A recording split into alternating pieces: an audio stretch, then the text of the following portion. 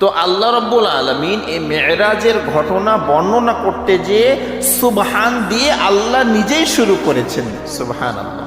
আল্লাহ রাব্বুল আলামিন পবিত্র কোরআনুল কারীমের 17 নম্বর সূরা সূরাতুল বনি ইসরাঈলের প্রথম আয়াতেই বলছেন, সুবহানাল্লাযী আসরা বিআবদিহি লাইলাম মিনাল মাসজিদিল হারাম ইলাল মাসজিদিল আকসাল্লাযী বারাকনা হাওলাহু লিনুরিয়াহু মিন আয়াতিনা ইন্নাহু হুয়াস সামিউল বাসীর।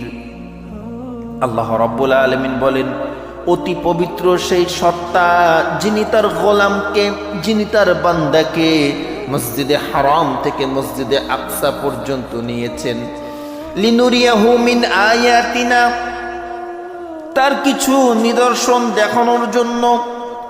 এবং সেই বরকতময় আল্লাহ এই ভ্রমণটাকে, এই সফরটাকে বরকতময় করেছেন যেন তার নিদর্শন, তার কিছু আশ্চর্য ঘটনা তার বান্দা নবী মুহাম্মদুর রাসূলুল্লাহ সাল্লাল্লাহু আলাইহি ওয়াসাল্লামকে দেখাতে পারে।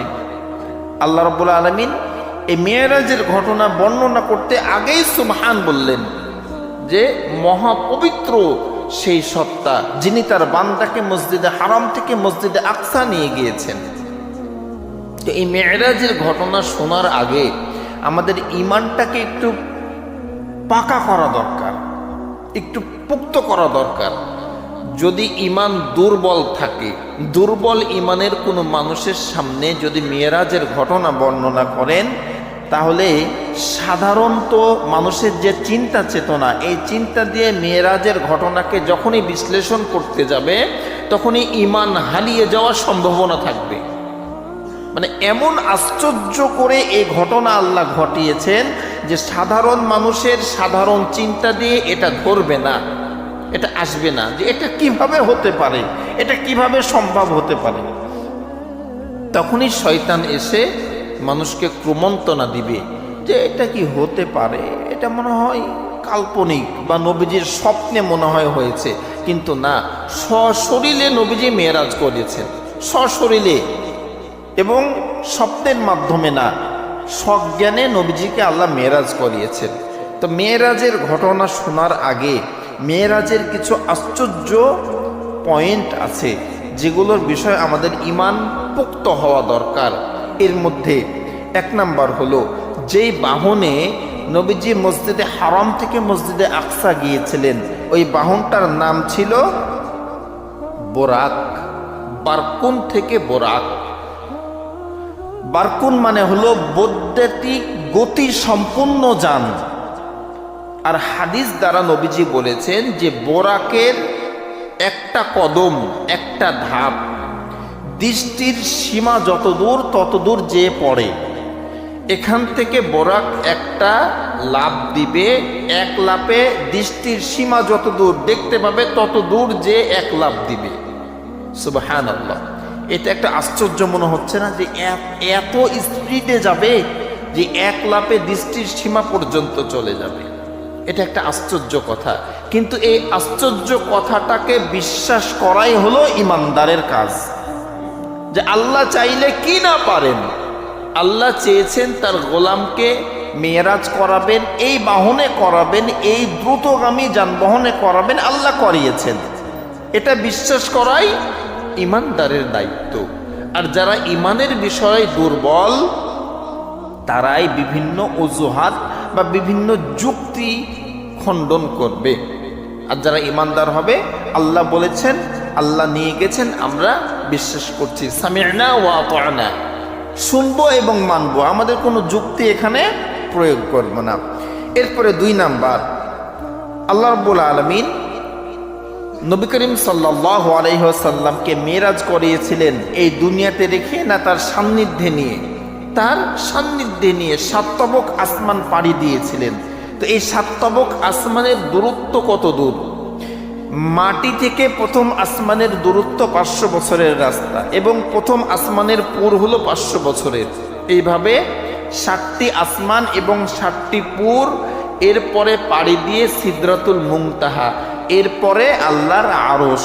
এত দূর আল্লাহ নবীজিকে নিয়ে গিয়েছিলেন। এটা বিশ্বাস করা, যুক্তি দিয়ে বিশ্বাস যখনই করবেন বা চিন্তা করবেন, শয়তান এসে ওয়াসওয়াসা দিবে। এজন্য ঈমানকে পাকা করা, যে আল্লাহ তার গোলামকে নিয়ে গেছেন, কিভাবে নিয়েছেন আল্লাহই ভালো জানেন। 3 নম্বর পয়েন্ট, নবীজির মেরাজের আগে ওনার সিনা চাক করা হয়েছিল, ওপেন হার্ট সার্জারি করা হয়েছিল। এই যে কণ্ঠনালী থেকে শুরু করে নাভি পর্যন্ত পুরো ফেড়ে ফেলা হয়েছিল। নবীজির জীবনে 2 বার সিনা চাক হয়েছিল। হযরতে হালিমাতুস সাদিয়া রাদিয়াল্লাহু তাআলা আনহার বাড়িতে যখন দুধ পান করতেন, সে সময় একবার হয়েছিল, আর মেরাজের আগে একবার হয়েছিল। একটা জীবিত মানুষ, না অভ্যাস করা হয়েছে, না অজ্ঞান করা হয়েছে, শরীরকে ফেড়ে ফেলে তার কলিজাকে বের করে জমজমের পানি দিয়ে ধুয়ে নবীজির দেহের মধ্যে ঈমান এবং হিকমতকে প্রবেশ করিয়ে ঢুকিয়ে দিয়ে আবার ওটাকে সেলাই করা হয়েছে। এটা শুনলে কি আশ্চর্য মনে হবে না? আশ্চর্য মনে হবে, কিন্তু আল্লাহ তার গোলামকে করিয়েছেন, এটা ঈমানদারের বিশ্বাস। এই বিশ্বাসটা আমাদেরকে করতে হবে। এরপরের পয়েন্টটা হলো যে এত দূরের রাস্তা তার নবীকে আল্লাহ মেরাজ করিয়েছেন, কিন্তু নবীজি বলছেন যে রাতের কিছু অংশে, পুরো রাত না কিন্তু রাতের কিছু অংশে আমি আবার আল্লাহর কাছ থেকে মেরাজ করে আমি দুনিয়াতে এসেছি। এত লম্বা সফর করলেন রাতের কিছু অংশে, এটা কিভাবে সম্ভব? এটা অবশ্যই সম্ভব আল্লাহ যদি চান। আল্লাহ যদি চান এটা অবশ্যই সম্ভব। তবে একটা এক্সাম্পল দিই যে কিভাবে সম্ভব। মনে করেন যে ডক্টর ইউনুস রাজশাহীতে আসছে বাইপথে, রোডে, বিশ্ববিদ্যালয়ের সামনের রোড দিয়ে বাইপাস দিয়ে সাহেব বাজার হয়ে আমাদের কাশিয়ারাঙ্গাতে ডক্টর ইউনুস আসবে, বা তারেক রহমান আসছে ধরেন। তো ডক্টর ইউনুস যখন বিশ্ববিদ্যালয়ের কাছে গাড়িতে আছে, তখন থেকেই কিন্তু যিনারা ট্রাফিক আছে, পুলিশ আছে, রাস্তা ফাঁকা করবে, কথা ঠিক কিনা? সব যানবাহন বন্ধ করে দিবে, দিয়ে রাস্তাটা ফাঁকা করবে। কেন? একজন সর্বোচ্চ নেতা বাংলাদেশের রাজশাহীতে আসছে।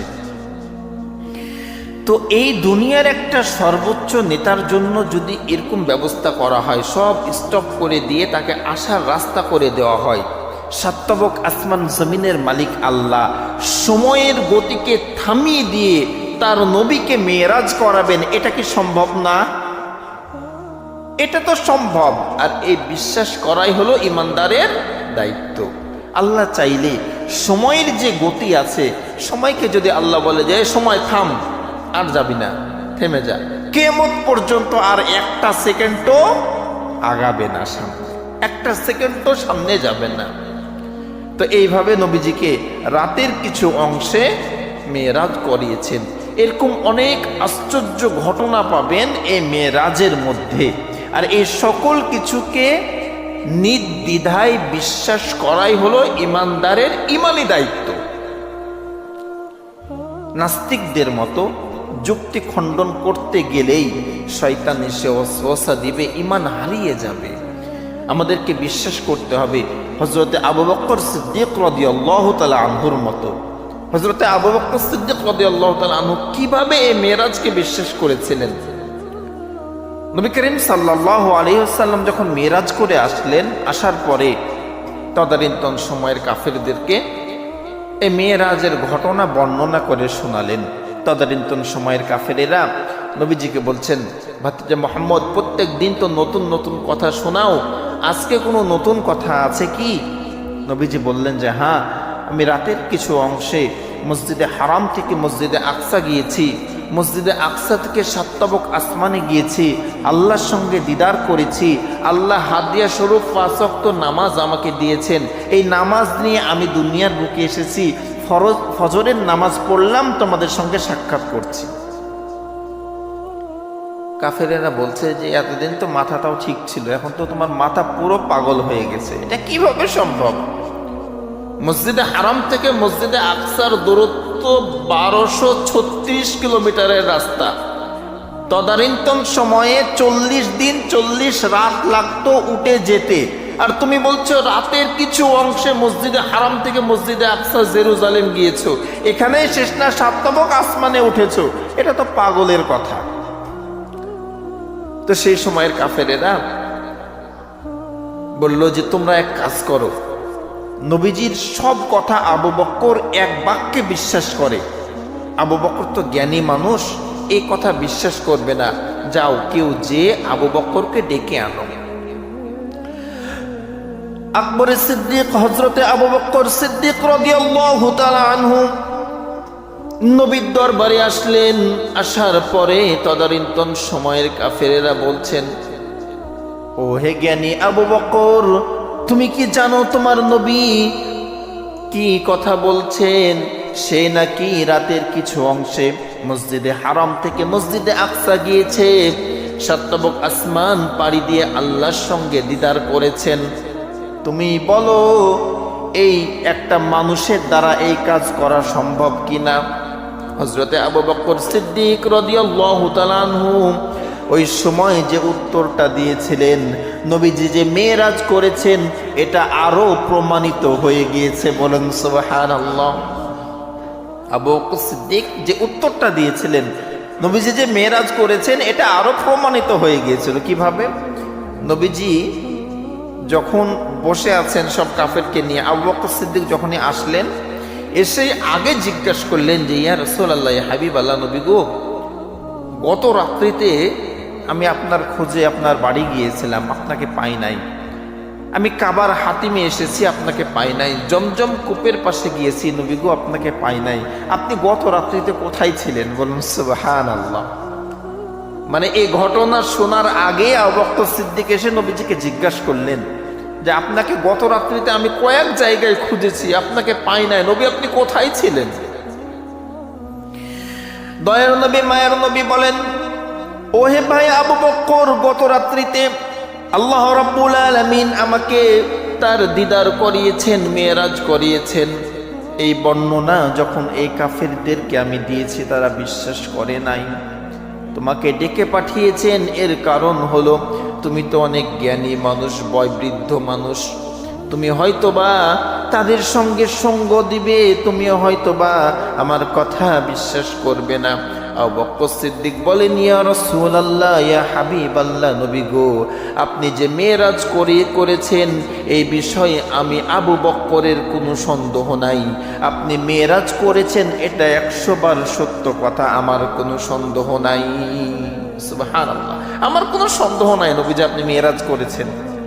নবীজি বললেন, আবু বকর, তুমি তো শুধু আবু বকর না, তুমি সিদ্দিক, তুমি সত্যকে, অকাট্য সত্যকে তুমি সঙ্গ দিয়েছো, বিশ্বাস করেছো, তুমি সিদ্দিক।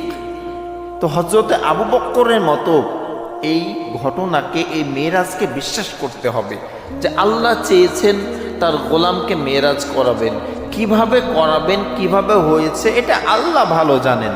এটা নিয়ে চিন্তা করার, গবেষণা করার আমাদের কোনো দরকার নাই। আর চিন্তা করতে গেলেই ইমান যেহেতু দুর্বল, শয়তান এসে ওয়াসওয়াসা দিয়ে আমাদের ইমান নিয়ে খেলা করবে। এজন্য আমরা সকলেই এই বিষয়টাকে মনে প্রাণে অবশ্যই বিশ্বাস করব যে নবী করিম সাল্লাল্লাহু আলাইহি ওয়াসাল্লামের মেরাজটা স্বপ্নের মাধ্যমে হয় নাই, সশরীরে হয়েছে।